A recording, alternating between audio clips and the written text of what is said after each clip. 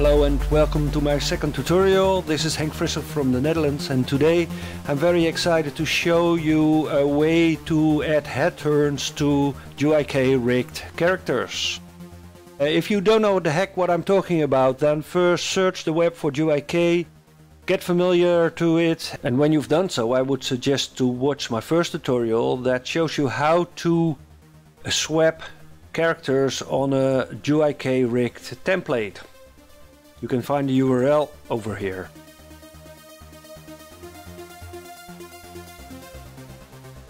Okay, so let's get started. For the purpose of this tutorial I made a simple character in Flash and I used my own template, of course. And today my goal is to add a head turn to it and add it to the rigged character, trying to avoid scripting because I'm not that much of a scripter. But let me tell you a little story about how I came to a tutorial on head turns.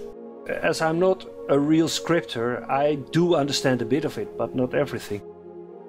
I was looking for visual solutions, so I just went to the internet to get some inspiration, and just by looking at the wonderful old school artifacts like the praxinoscope or the zoetrope, it pushed me into a direction. I didn't know what direction yet, but the only thing I knew, I had to follow it. So I kept thinking about this, and you won't believe it, but the solution came from my parking disc. While waiting in my car, I was looking at this disc and I thought, why not put all the head positions on a disc? And why not show the needed head position on a given time, on a given frame? In Flash I've prepared 5 positions of the head from left to right. Very simple and very straightforward, but useful in this tutorial. To compose the disc I put the anchor points of all the movie clips to the center. This is quite important, and I built a little rig in Flash to check if the heads were on the right place. Okay, so in After Effects I got an animation. I've been using my template, of course. It's a 10-second animation, has a little movement in it. What I'll do first is import, or better said, I swap this template with the character I made in Flash. So I look for the template in my footage and replace the footage. I have this PSD files, and the PSD files have different layers, and the layers have all the parts of one character. And that's very easy because I can always see what belongs together. What you see now is the dummy character. I pick the character tutorial 1 and it swaps, and you see it takes over all the animation, and this is shown in my first tutorial. So it works. So what we have to do now is add the head disc and replace this head with a disc. So the next step is to import the head disc.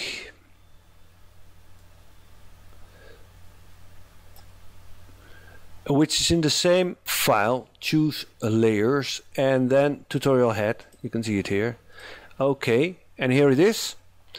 And what I do now is I go to the level of the puppet and place the head below the character. Well, as you can see, it's obvious we have a little work to do. The first thing is to mask the original head. The other one is to parent the disc to the shoulder controller in the DuIK rig. And the third is we need to see only one head, so we have to mask off the others. Okay, the first one is easy. We just jump into the character level and mask the head.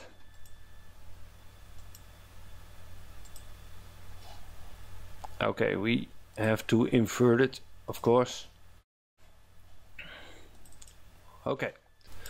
Our second job will be to parent the head to the shoulder controller. I will give it another color so we can see where it is. And we parent it by whipping it to the shoulder controller. And if you can't find this parent section, then you just toggle the switch over here and it will show up. So it now has all the animation movements of the shoulder, rotation, position and so on. Now our third job will be a bit more complicated because we have to mask off the heads that should not be shown and still be able to rotate the disc behind this mask. This brings me back to the metaphor of the parking disc I showed you. In fact, we first need the cover, the blue part of the parking disc, and I will first make a pre-comp and call it cover.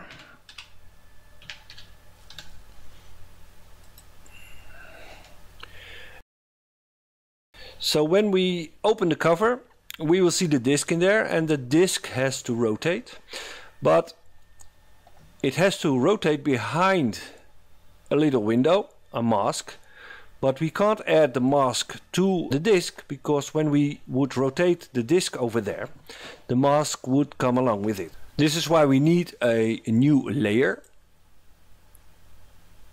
Oops. A solid. Okay. And we will mask off that solid.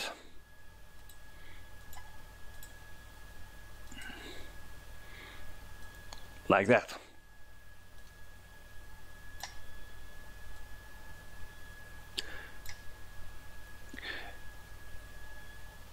It doesn't matter if you do it in this way or the inverted way. What counts is what you do later on, because what you now need is a track mat.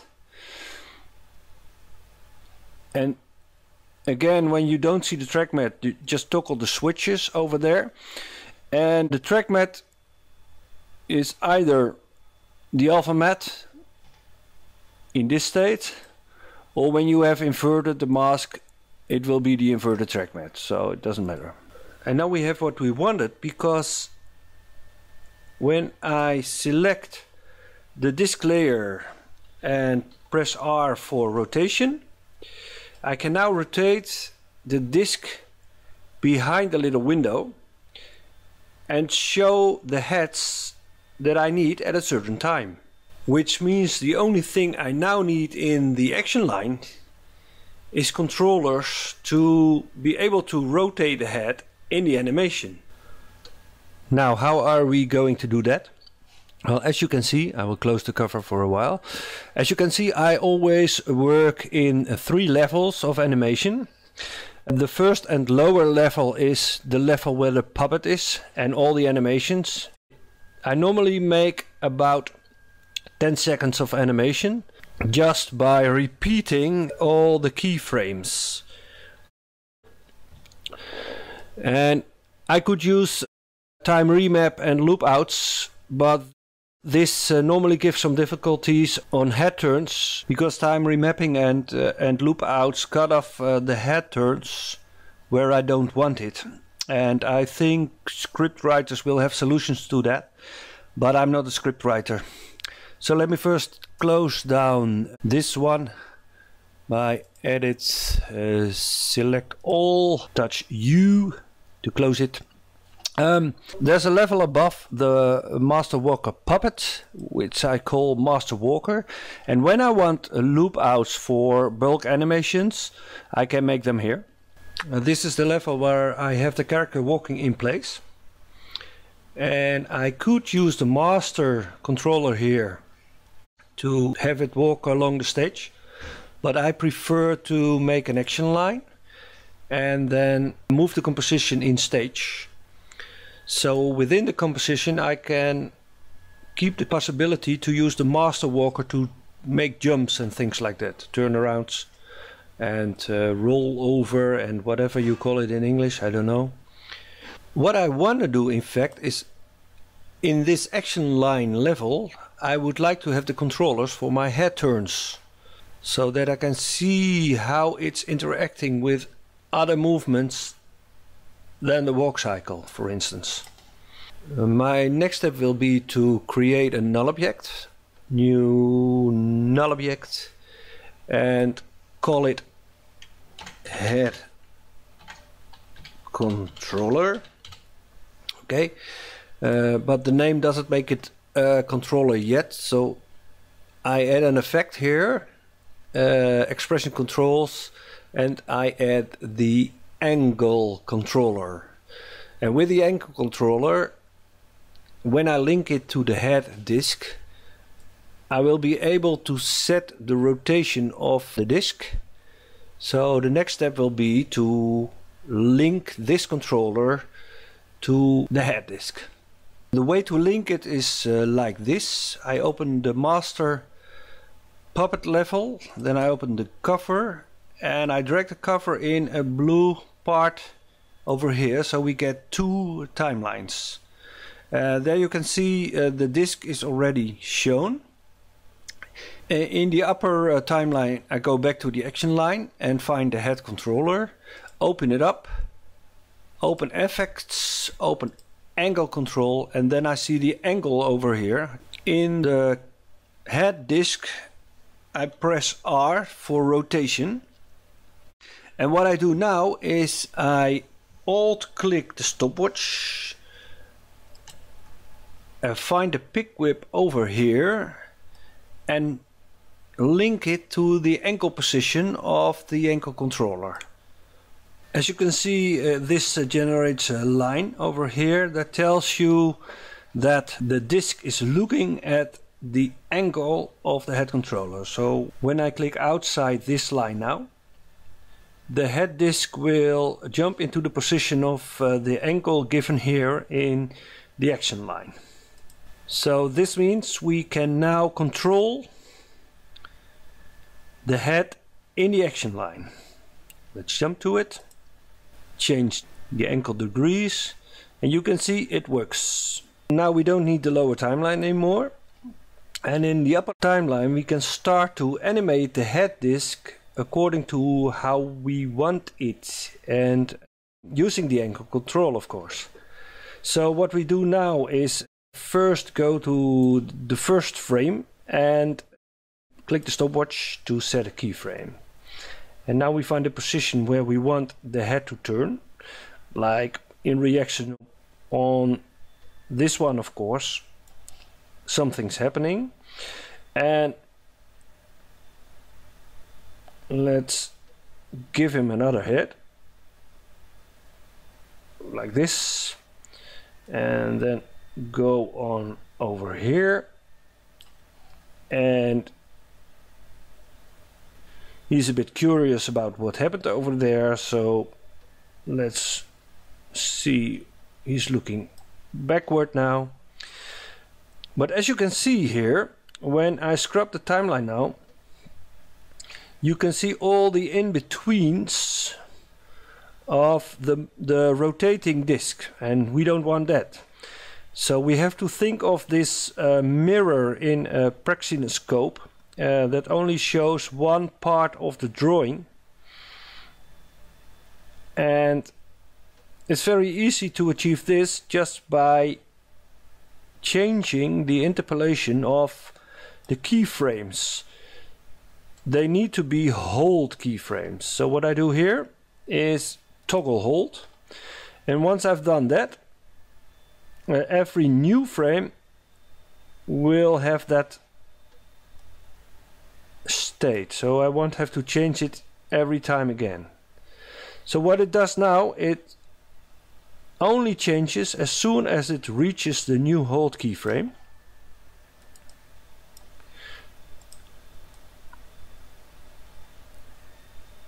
Which is very nice, of course. Another thing you maybe noticed is that it cuts off the hair over here, which means that in fact the head is a bit too big, or it's a bit too high, reaching a bit too high, and we can change it very easily by going into the puppets, go to the cover over here and change the anchor point. So I'll click A.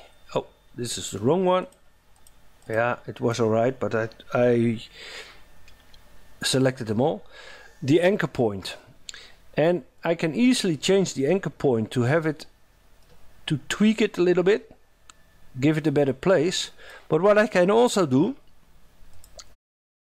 as long as I keep the anchor point right, I can also scale the head a little bit. Let's say like 90% would be better. Keep the anchor point in mind. Is it okay? Yes, it will do. Could be a bit higher there, could be a bit more to the left. So I've changed it now. When go to the action line now, you see it doesn't cut off the head anymore. And what I found out is when it's difficult to recover, to replace the head in the right way, then the problem is not in the anchor point or in the placing over here, but the trouble then is in the disc. So you have to go back to the disc and repair that, because you have to be very careful and very precise in where to put the center of the disc. So when we jump to Flash, you can see that apart from the rulers and the guides, I made my own guidelines over there just to be able to place the heads in the right position. There are a lot of advantages to this technique, because besides only the head disc, you can make any disc you like. I mean, you can just make a disc for the eyes, for instance, and have eye blinks on another disc, as long as you keep the same center. And it's also easy, of course, to use this technique for lip syncing. And as you can see, there's much more mouth positions than head positions here. But this doesn't matter as long as you just change the track mat to the position you want to show. In theory, you can combine all types of discs the way you want them. And another advantage is the discs don't have to have the same size. You can make much larger discs having much more images. As long as you look at two things, the center has to be perfect and the mask has to fit in a way that you won't see the neighbors. Now, working with different discs, I have made a position checker just to be sure that everything is okay when it comes to placing of the mouth or placing of the eyes, just to check if everything is okay before I pull it into After Effects. Well, to illustrate this, I've made a file and you can see I have 3 discs in it: the eye wing, the lip sync and the head controller. Here are all the hold keyframes. So when I scrub him now, you can see that beside the head turning, he's talking to us and he's winking his eyes. To construct this all, I followed the same procedure. As you can see, I have 3 levels of animation, and in the Masker Walker puppet you see I've placed the discs over there, the head turn, the eye wings and the lip syncs. I parented them to the shoulders. The discs have their own track mat to mask it, and it's shown here. And of course it has a different size than the head. You can also see the line over there, so it's all right. Let's go to the action line. Let's close all that. Well, this shows a lot of things are possible, and you can make very nice animations with a lot of interaction. And I think I can reveal you now why he is doing the funny step here. Let's open the shy guy and get in some of the other layers. So you see there's a dummy puppet lying over there. and he ignores it. You might also ask yourself why the guy is this dull and gray. This is a technique I use a lot in After Effects because it's very easy and quick to use. When we go to the master walker over here, there's effects over here, and then you can see I use the change color effect. Now we'll set the effects on right now. The change color effects is easy because I can set the gray values to other colors. So when the environment or the lights suddenly change, you can easily change the colors with it by using this technique. And last but certainly not least, I will go back to my first tutorial and show you that we can still swap anything. Replace footage, file, find a file to our needs.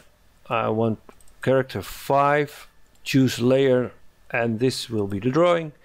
So we'll have other clothing all through the animation, and it's taking over all animation, so that's okay. Right, well, this concludes my second tutorial. I hope you like it. English is still not my native tongue, so I have some difficulties. I have some difficulties with it. But I hope you like it anyway. Please drop me a line. Please send me some comments or give me some likes. And then I will be back with another tutorial soon. This was Henk Visser from the Netherlands, showing you the very first release of the Henk Visser head turn method. Thanks for watching, and see you next time. Bye bye.